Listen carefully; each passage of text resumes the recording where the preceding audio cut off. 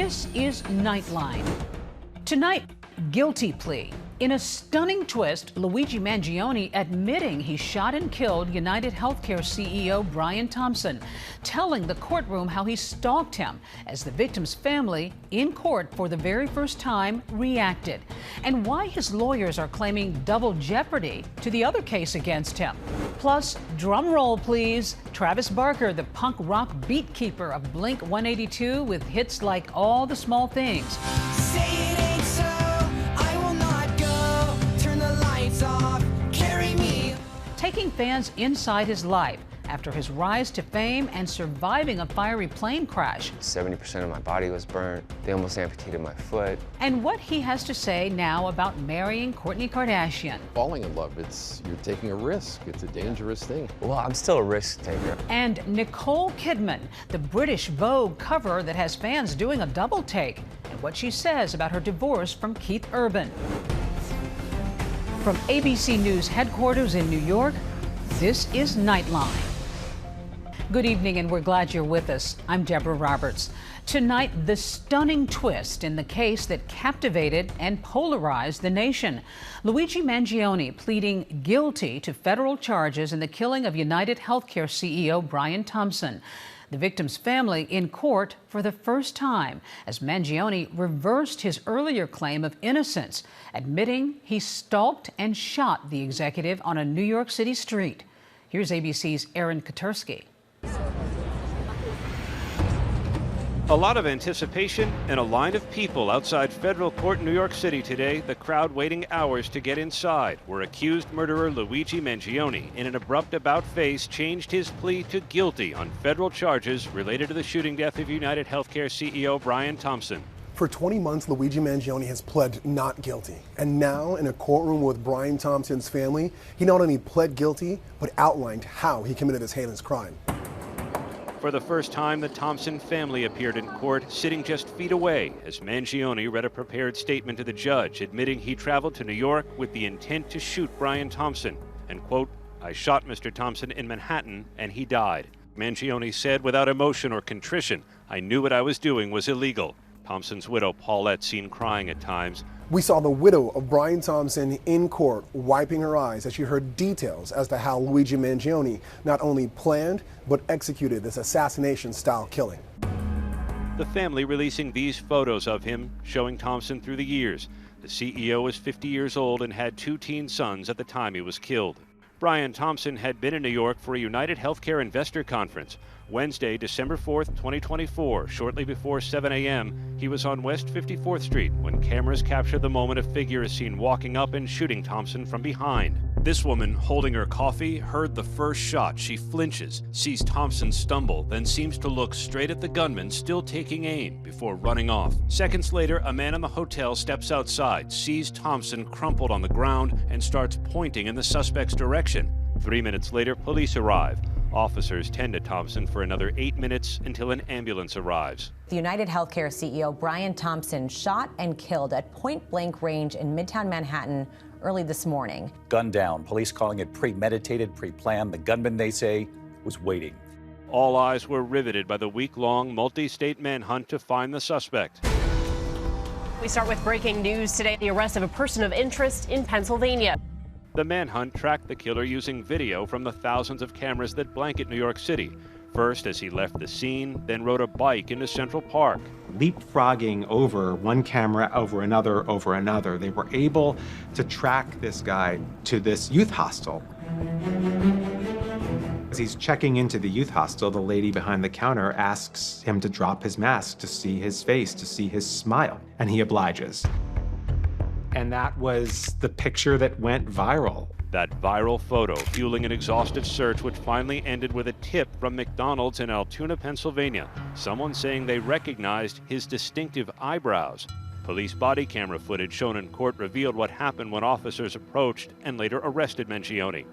The officers collected Mangione's backpack.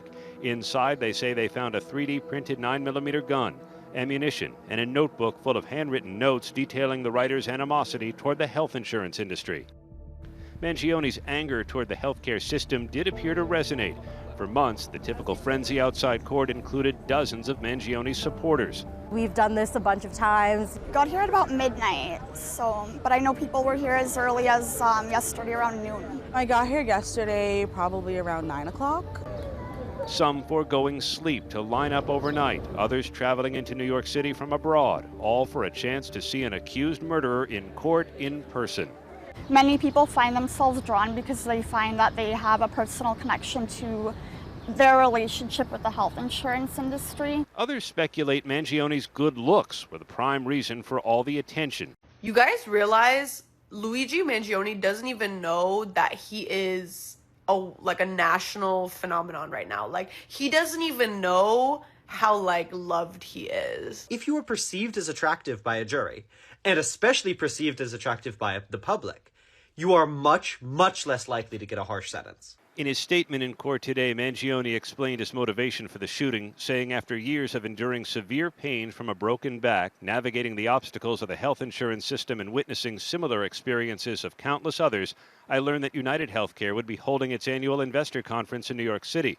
The 28-year-old said he posed as a wealthy investor so he could learn the exact location of the conference Thompson would be attending.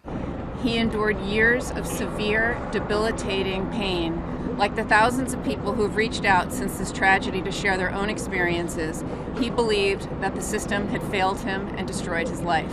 The defendant committed this murder in an attempt to draw public attention to his dislike of certain businesses.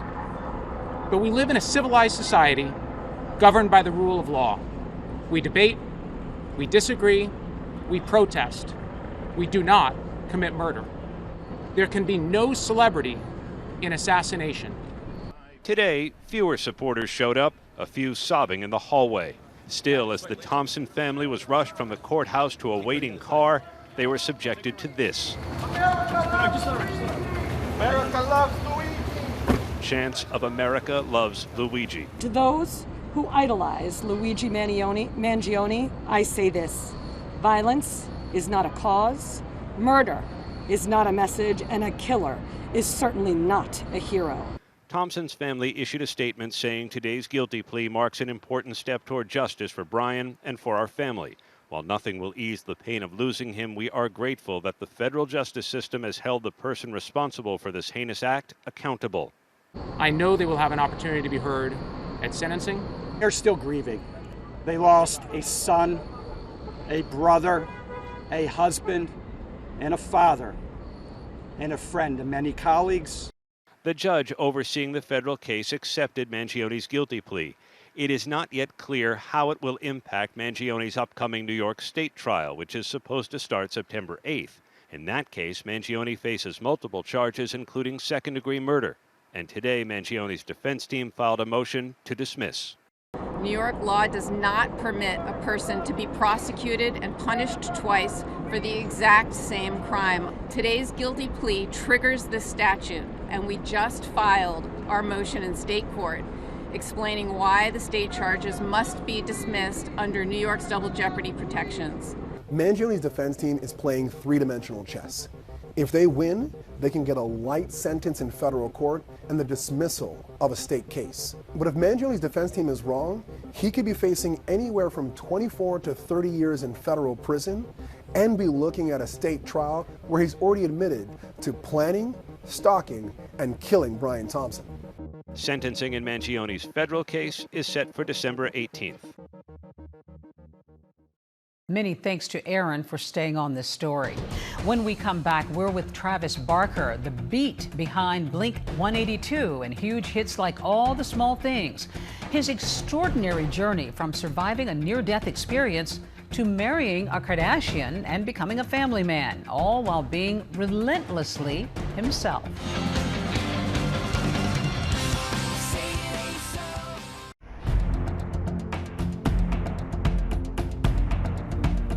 Welcome back. Travis Barker is known for his astonishing drumming chops, with an almost superhuman ability behind his set. But Barker's strongest skill might be his resilience, surviving a devastating plane crash, marrying Kourtney Kardashian, and deciding to make his life everything he wanted it to be. He sat down with ABC's Chris Connolly. Drumming was therapy for me. It was all I knew. That's what I live for, so I'll die up there. Travis Barker still looks every bit the rock and roll rebel. Just as he did powering all the small things with his fellow pop punksters in Blink 182.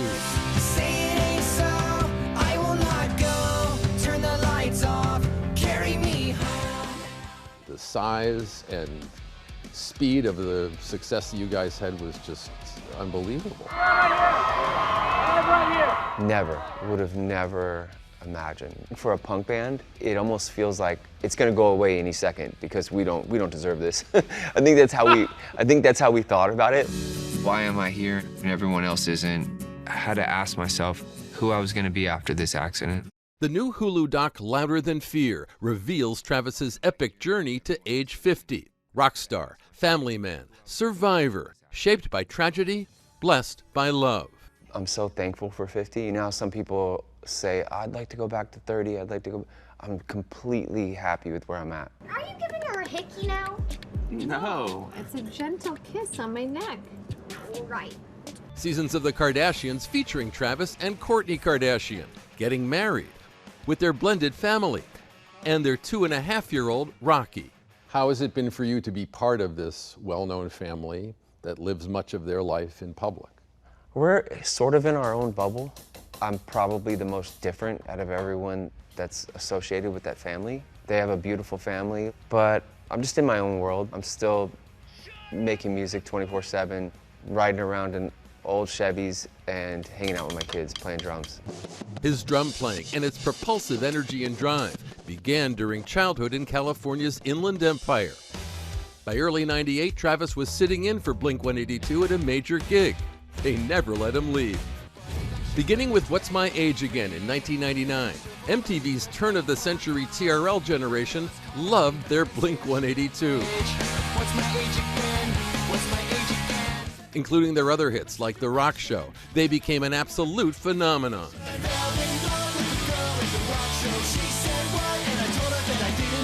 I had my own style, and I was full of energy, and I practiced like a madman. Maybe it was also the opportunity, because I came from nothing, that I approached drumming like it was almost survival. Blink's success made Travis a star in his own right with the MTV reality show Meet the Barkers. Meet Travis.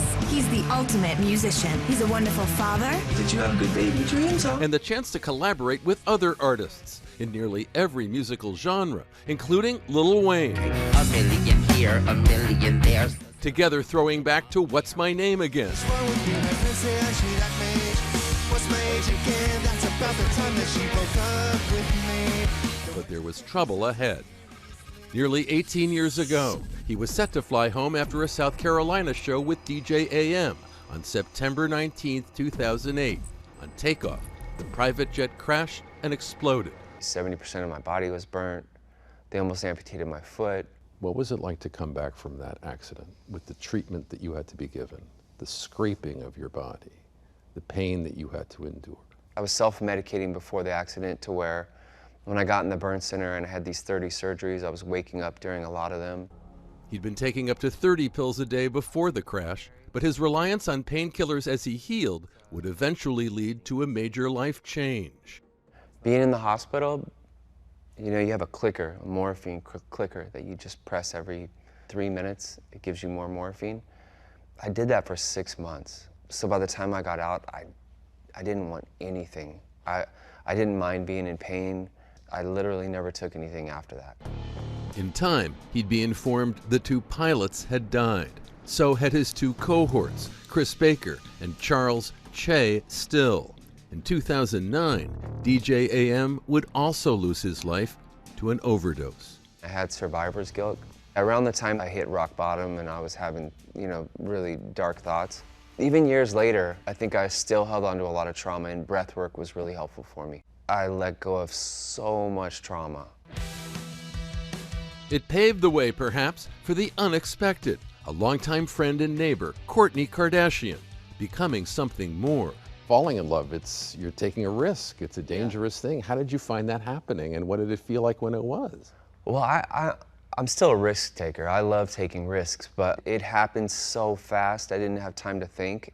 When one of my best friends, you know, flirts with me and shows me like, hey, I want more than this with you, I was like, what? You know, like it feels like surreal. Like, but those are those moments I live for, honestly. When you started seeing them be affectionate, what was that like for you? It made me really happy because I never really saw him bring anyone else around, so I knew it had to be something that he had like a lot of strong feelings for. As the doc reveals, Travis and Courtney would embark on a fertility journey via IVF, immediately following a heartbreaking loss. We got pregnant and lost our baby. And after that, it was like, I don't know what other people feel like, but you just want that back. So we went through like a fertility journey to go try and see if we could get pregnant again. When we had completely given up, we got pregnant naturally. I always say like my favorite thing I've been a part of is having my children. I feel like when I look at him now, it feels like everyone's in a really good place. It makes it feel like every up and down has been worth it because it's gotten everyone to where we are now. With his loved ones behind the drum kit, even back in the air. As Louder Than Fear shows, Travis Barker is feeling blessed for the world to see. Well, I'm here. I survived a plane crash. I think that's all it took. I literally came home and got that tattooed on my face. So, yeah, I feel very blessed. Our thanks to Chris. Travis Barker, Louder Than Fear, is streaming now on Hulu and Hulu on Disney+. When we come back, Nicole Kidman's British Vogue cover story opening up about her divorce from Keith Urban for the first time, and why those photos have fans doing double takes.